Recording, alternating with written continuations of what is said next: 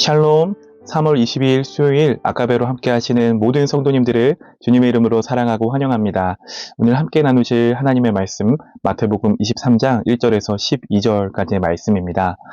우리가 앞서 살펴보았던 마태복음 22장에서 예수님께서는 혼인잔치의 비유를 들어 설명하셨습니다. 이 비유에서 예수님께서는 잔치에 예복을 입고 오지 않은 자들이 향하여 책망하시는 장면을 살펴보았는데요. 예복을 입지 않고 왔다라는 것은 하나님의 의가 아닌 자기의 의를 주장하는 자들이었기 때문이었습니다. 이처럼 예수님께서는 자기의 의와 자기의 전통을 중요하게 여겼던 당시의 유대교 지도자들, 그들을 향하여 계속해서 책망하시는 장면이 오늘 함께 살펴볼 23장 안에서도 등장하는데요. 자, 그들의 위선적인 행동에 대해서 예수님께서는 1절과 같이 제자들과 무리들을 부르시고 이어서 계속해서 이렇게 말씀하십니다. 2절과 3절의 말씀, 서기관들과 바리새인들이 모세의 자리에 앉았으니 그러므로 무엇이든지 그들이 말하는 말은 행하고 지키되 그들이 하는 행위는 본받지 말라. 그들은 말만 하고 행하지 아니하며 라고 말씀하십니다. 예수님의 말씀을 함께 보시죠. 당시의 서기관들과 바리새인들은 스스로를 모세의 후계자라고 자처하면서 모세의 자리에 앉았다라고 2절에서 말합니다. 당시 유대인들에게 이 모세는 굉장히 큰 의미를 가진 상징적인 존재였습니다. 모세는 이 십계명 이외에도 율법을 하나님께로부터 받아서 이스라엘 백성에게 가르쳤던 이스라엘의 위대한 지도자 중 하나였습니다. 자, 따라서 지금 이 바리새인과 서기관들이 모세의 자리에 앉아 있다라는 것을 상징하고 의미하는 바는 이들이 마치 모세처럼 율법을 해석하고 가르치는 권위를 가졌으며 지금 사람들로부터 인정을 받고 존경을 받는 그런 자리에 있었다라는 것을 알려주고 있습니다. 자, 그런데 문제가 무엇이었습니까? 지금 이 서기관과 바리새인들은 그 율법을 가르치는 의무, 그 의무와 권위는 주장했을지는 모르지만 그 율법대로 살고 그 율법을 지켜 행해야 하는 그 의무를 지키는 일에는 전혀 관심이 없었다는 점을 예수님께서는 책망하시죠. 자, 여러분, 여기서 우리가 잘 분별해야 될 사실은 예수님께서는 이들이 가르치는 그 율법의 내용에 대해서 부정하지 않으셨습니다. 그 가르침 자체를 부정하지 않으셨습니다. 자, 그들이 가르쳤던 가르침과 그들의 삶이 일치하지 않는 그 모습을 책망하셨다라는 점을 우리는 분명히 기억해야 합니다. 자, 그래서 예수님은 이어지는 4절과 5절에서 이 서기관과 바리새인들의 가르침 그리고 행위 사이에 모순에 대해서 다음과 같이 지적하시는데요. 한번 보실까요? 4절. 또 무거운 짐을 묶어 사람의 어깨에 지우되 자기는 이것을 한 손가락으로도 움직이려 하지 아니하며 그들의 모든 행위를 사람에게 보이고자 하나니 곧 그 경문띠를 넓게 하며 옷수를 길게 하고 라고 말씀하십니다. 지금 4절에 보시면 또 무거운 짐을 묶어 사람의 어깨에 지우되 라고 말씀하십니다. 자, 지금 이 표현은 마치 짐승을 부릴 때 사용하는 표현인데요. 그만큼 지금 이들은 율법 준수에 관한 모든 종교적인 조항과 규정들을 추가적으로 더함으로써 마치 짐승에게 무거운 짐을 지우는 것과 같은 그 짐을 이 백성들에게 지웠지만 정작 자신들은 손가락 하나 까딱하지 않았다라는 점을 예수님은 책망하세요. 그리고 5절의 말씀, 경문띠를 넓게 하고 옷수를 길게 한다라고 말씀하십니다.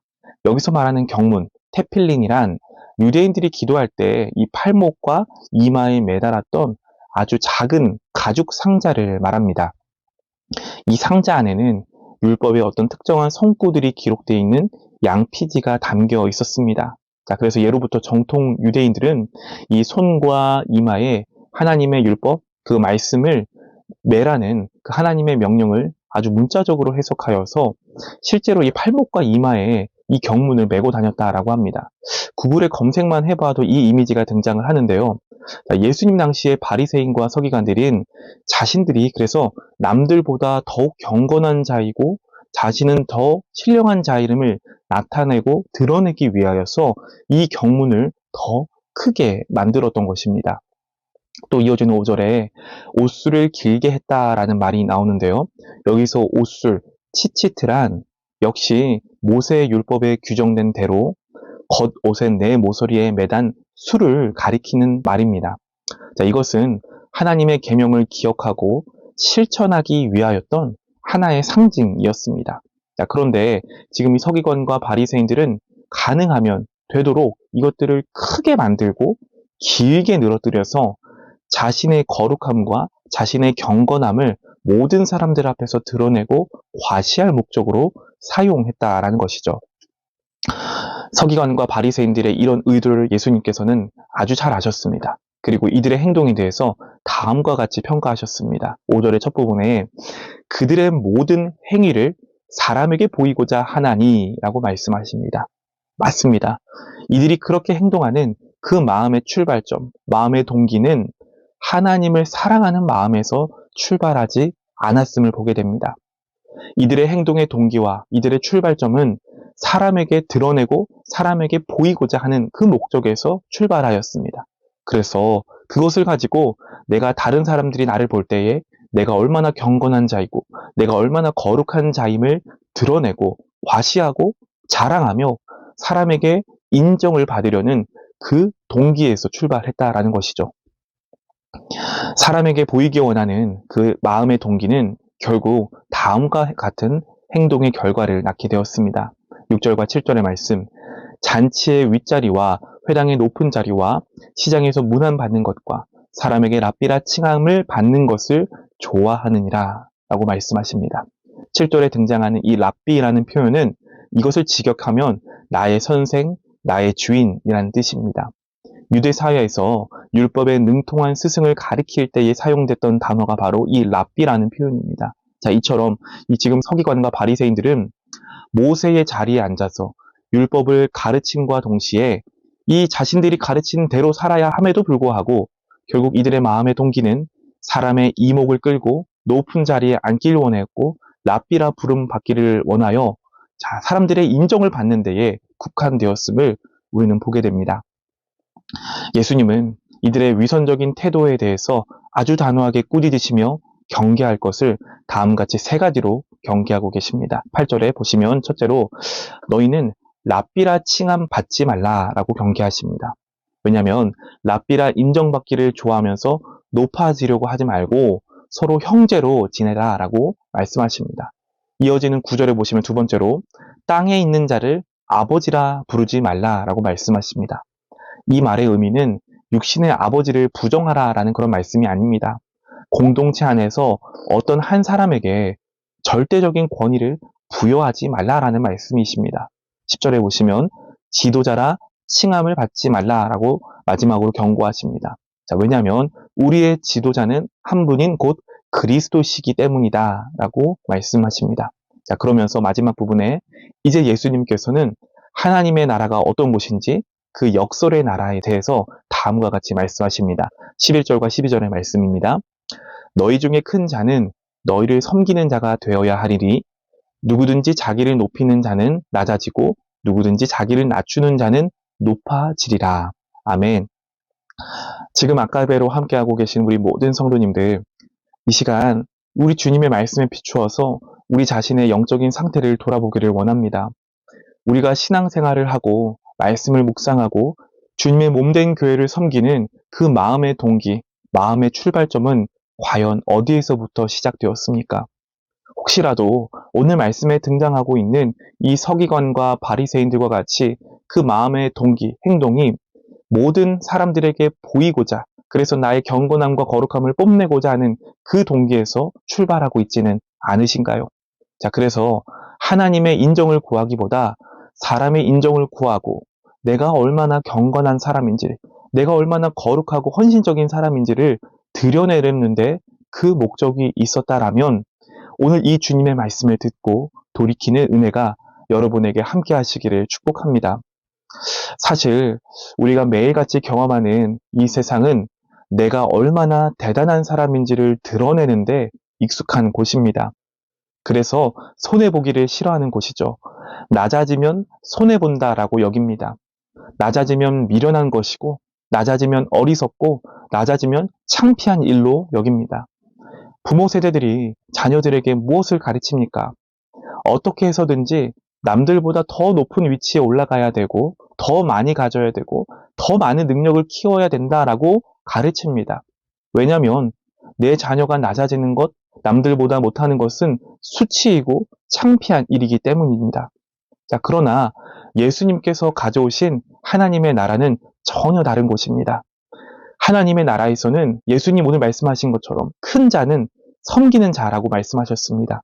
자기를 낮추는 자가 지혜로운 자이고, 자기의 것을 다 내어주고 손해보는 자가 높아지는 역설의 나라가 바로 하나님의 나라입니다. 왜 그렇습니까?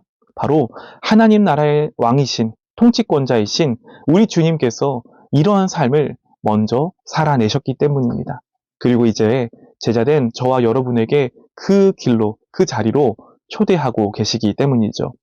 빌립보서 2장 5절에서 8절은 이렇게 말씀합니다. 쉬운 성경인데요. 예수님처럼 생각하고 행동합시다. 그분은 하나님과 똑같이 높은 분이셨지만 결코 높은 자리에 있기를 원하지 않으셨습니다. 오히려 높은 자리를 버리시고 낮은 곳으로 임하셨습니다. 사람의 모습으로 이 땅에 오시고 종과 같이 겸손한 모습을 취하셨습니다. 이 땅에 계신 동안 스스로 낮은 자가 되시며 하나님께 순종하셨습니다. 예수님은 목숨을 버려 십자가에 달려 돌아가시기까지 하나님의 말씀을 따랐습니다. 아멘. 사랑하는 성도님들, 오늘 하루 우리 주님처럼 생각하고 행동하는 하루 되시기를 바랍니다. 하나님과 똑같이 높아지셨던 예수님은 결코 높은 자리에 있기 원하지 않으셨습니다. 오히려 그분의 시선과 발걸음은 낮은 곳으로 향하셨습니다. 사람들의 인정을 받고 사람들의 존경을 받는 높은 자리가 아닌 아무도 찾아주지 않고 관심 가져주지 않고 소외당하고 가난하고 억울한 자들을 찾아가셨습니다. 그리고 목숨을 버려 십자가에 돌아가시기까지 말씀에 순종하신 예수님의 그 낮아지심을 기억하는 하루 되기를 소망합니다. 세상은 이러한 모습을 이해하지 못합니다. 그리고 이해할 수도 없습니다. 그러나 하나님께서는 그 아버지의 뜻에 온전히 순종하신 예수님의 순종을 기억하시고 모든 이름 위에 뛰어난 이름이 되게 하시고 하늘과 땅 위에 땅 아래에 있는 모든 만물이 예수 그리스도 앞에 무릎 꿇게 하셨습니다. 이것이 예수님께서 이 땅에 가져오신 역설의 나라, 하나님 나라의 모습입니다. 오늘 하루도 여러분의 가정에서, 여러분의 직장 안에서, 여러분이 만나는 모든 관계 안에서 우리의 시선과 발걸음이 예수님을 닮아 낮은 곳으로 향하는 은혜가 임하기를 축복합니다. 높아지려 하기보다 먼저 섬기는 여러분이 되십시오. 여러분의 순종을 통하여 하나님의 나라가 여러분의 삶 가운데 임하게 될 것입니다. 그리고 그 길을 걸어가는 여러분의 모습을 예수님께서 흐뭇하게 바라보시며 인정하시고 함께 하실 줄로 믿습니다. 오늘 하루 이 은혜가 여러분의 삶 가운데 충만하게 임하기를 우리 주님의 이름으로 간절히 축복합니다. 함께 기도하겠습니다. 살아계신 하나님, 오늘도 주님의 말씀을 우리에게 허락하여 주셔서 감사드립니다. 하나님, 예수님께서 이 땅에 가져오신 나라는 역설의 나라인 하나님의 나라인 줄로 믿습니다.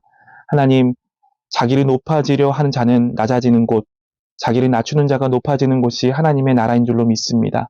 오늘 하루 우리 주님이 먼저 걸어가신 그 길, 우리도 묵묵히 순종하며 주님을 따라가는 자들 되기를 원합니다. 우리의 가정에서, 직장에서, 모든 관계 안에서 우리 주님을 따라갈 때에 하나님의 나라가 우리의 순종을 통하여 우리의 삶 가운데 임함을 경험할 수 있도록 성령 하나님 은혜 베풀어 주시옵소서. 감사하며 이 모든 말씀 살아계신 예수 그리스도 이름으로 기도합니다. 아멘. 오늘도 주신 말씀을 붙들고 승리하는 하루 보내시기를 축복합니다.